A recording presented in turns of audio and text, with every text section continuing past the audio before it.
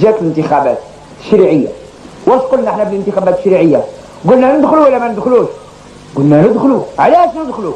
شعب مسلم، شعب مسلم، شعب ذو قدوة. تقول له انت هذا برنامج الكتاب والسنه، ما يرفضوش. اذا رفضوا راه كافر. مش معنى ذلك اننا نؤمن بالديمقراطيه حكم الاغلبيه، لا، لازم ما تفهموش هذه المساله، والصحفيين لازم يصحوا هذا الفهم.